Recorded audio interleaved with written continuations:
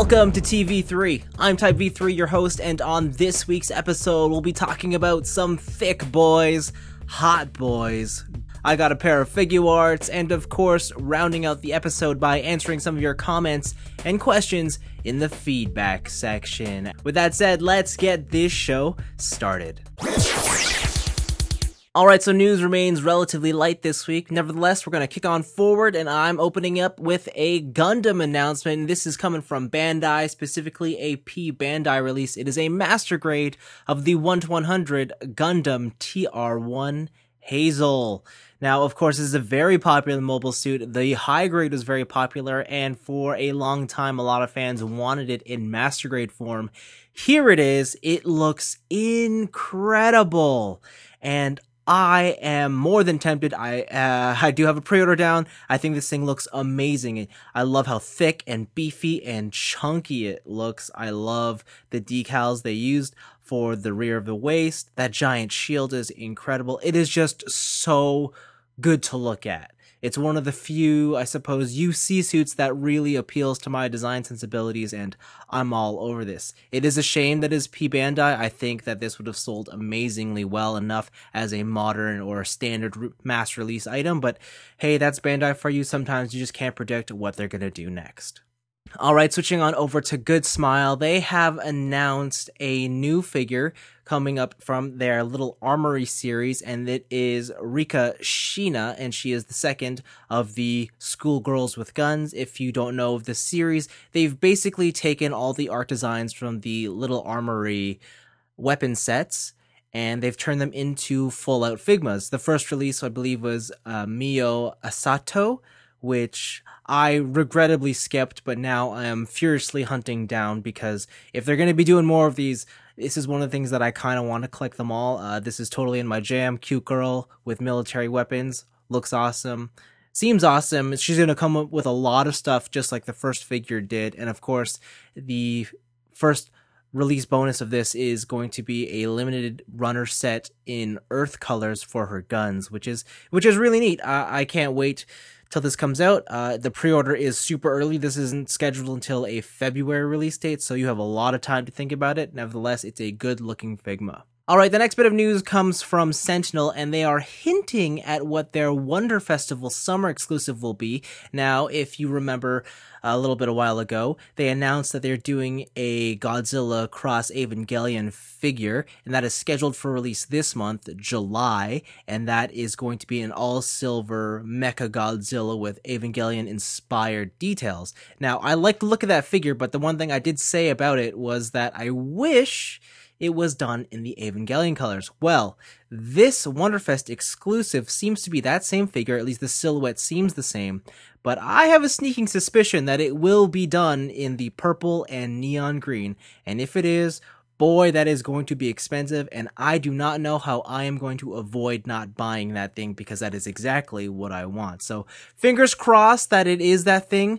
Also, fingers crossed that it isn't that, so I don't have to worry about buying it, but it's exciting, you know.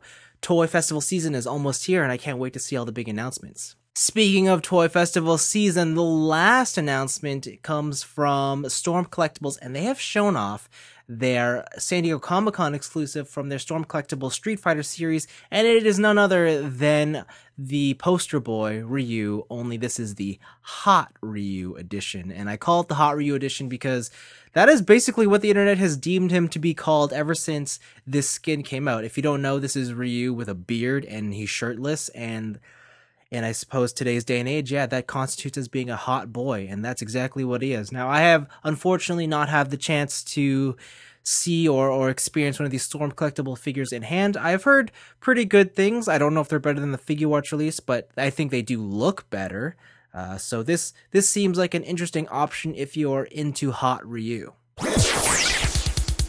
Alright, like I mentioned in the top of the episode, I picked up 2 figure arts this week, and I have opened neither of them, but the first one I got was from Macross Delta, and it is the SH figure arts of Mikumo, or I don't really know how to pronounce her name. She is just the lead idol girl from Macross Delta. Now, Macross Delta, I have my opinions on that show, but if there's one thing that was consistently great about Macross Delta, it was the 5-member girl group Valkyrie. This is their leader, and I view them as kind of like the Neo Spice Girls, because they're just that cool. And I always said if they ever made the Valkyrie members in figure arts form, I will buy them all. This is stage 1. Unfortunately, you know, it's a musical group, and musical groups consist of multiple members, so I probably won't ever open this until all 5 exist. Then I could pose them all at once and be done with it. But as it stands, it seems like an interesting figure. It's a very thick box, which I can only assume is because of her hair and the base. So yeah, I mean, it looks nice. I don't really have much else to say on it, though. Now, the thing that I was actually way more excited to receive this month was actually the second figure arts release, and that is this, the Tamashii Mix Zenogre from Bandai. This is basically their own artistic interpretation of what the Zenogre armor looks like. So it's not exactly what appears in the game, but rather their own artistic liberty. If you remember the Chogokin Ka signature Rathalos armor, the transforming dragon into Rathalos Knight, this is sort of that same idea. The only difference is it doesn't transform. It's just straight up a figure. So it's more like, I suppose, the other release, the Armor Girl Project. Ooh, I forget the name, but it was the black and purple one. Anyways, it looks super neat. I can't wait to open it. This is by far the biggest box I've ever gotten for a single SH Figure Arts figure. I love Monster Hunter, as you guys know, so there was no way I could skip this. It was retailing for about 10,000 yen, which is a bit higher than I would have liked to pay, so I kind of waited till I could find it on a sale price. Thankfully, I did for about half that, and I am more than pleased with this purchase.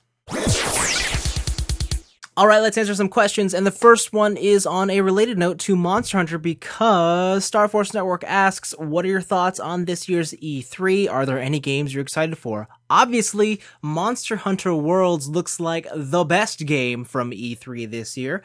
It just looks incredible. It's Monster Hunter on a big boy game console with modern controls, modern sensibilities, new reinvented mechanics, yet not becoming too, I suppose, casualized for Western audiences. It seems like the perfect blend of everything I've been wanting in a new Monster Hunter game.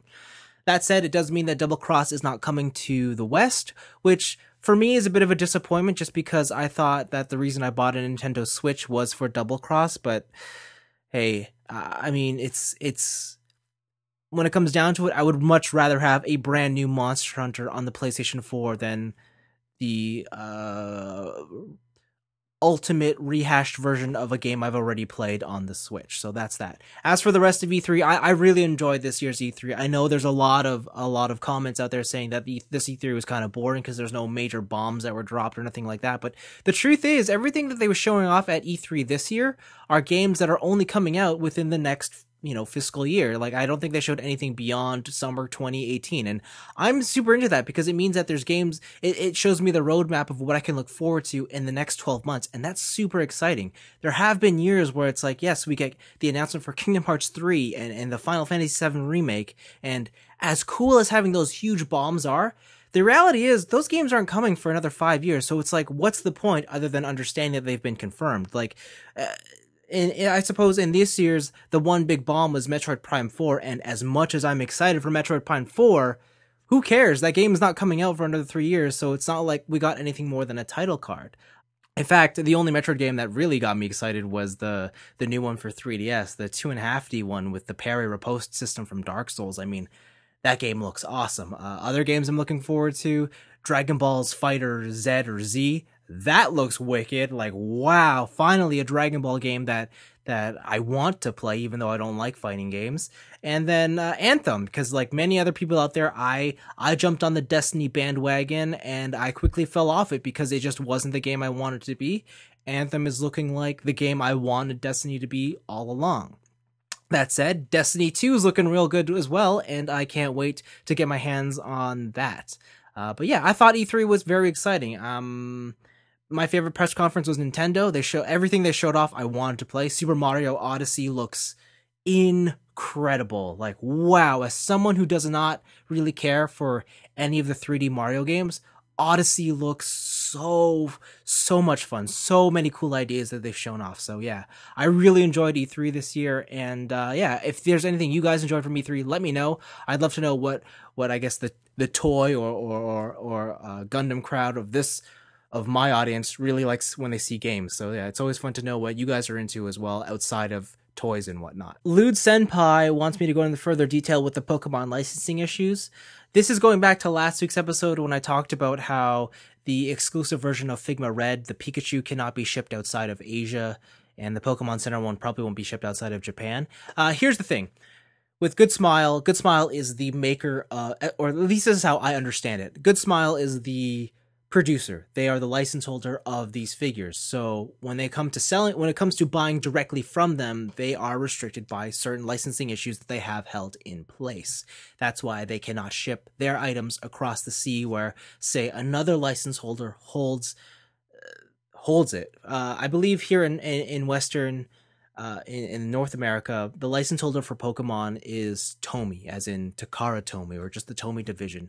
And so I believe Good Smile are not allowed to sell products directly, like Good Smile themselves are not allowed to sell products to the West because they do not hold the proper license.